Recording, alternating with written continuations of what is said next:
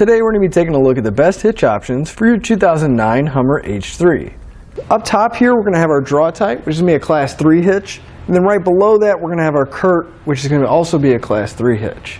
If I was looking for a hitch for my H3, I personally would go with the Draw-Tite just because of a few things that it's going to have that the CURT's not. But let's take a closer look at both of our hitches and look at some of the features.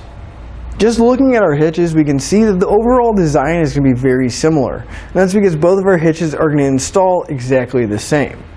The only big difference of how they're going to install is with our CURT, they're going to give us new hardware, whereas with our Draw-Tite, we're going to use the existing hardware that's already on our H3. Each hitch is going to have two mounting points on each side of the frame. There'll be a couple weld nuts and a couple bolts in there. We'll pull those out, and with the Draw-Tite we'll reuse them, but with the CURT they're going to give us that new hardware. And since both hitches are Class 3s, we're going to have a really wide variety of options that we can mount up.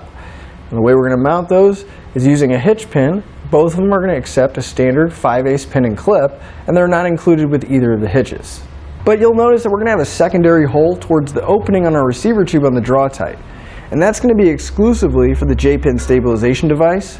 The way that's going to work is the threaded end will go into the hitch pin hole, we'll attach the nut and tighten it down, which will bring that hook in, applying pressure to the accessory. It's going to cut down on a lot of that rattle and noise when we're driving down the road.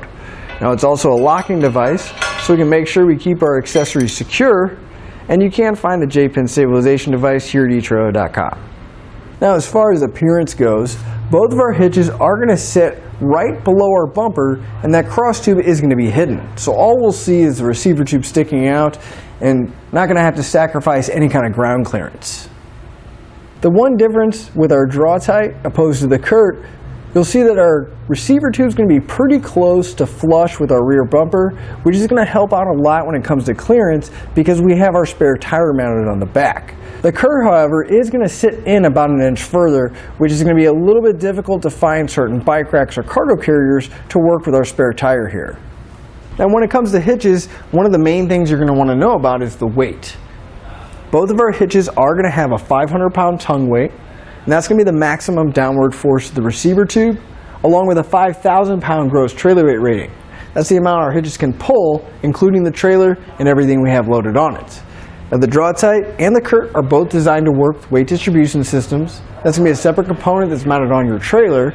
The Draw-Tite weights are going to stay exactly the same. However, the CURT is going to bump it up a little bit. The tongue weight's going to go up to 550 pounds, and the gross trailer weight rating is going to go up to 5,500 pounds. But with all those numbers in mind, you want to double check your H3's owner's manual because you don't want to exceed the manufacturer's recommended weight. So to sum everything up, if you're looking for a hitch purely to tow, I would definitely go with the CURT because it is going to have that increased weight rating with the weight distribution.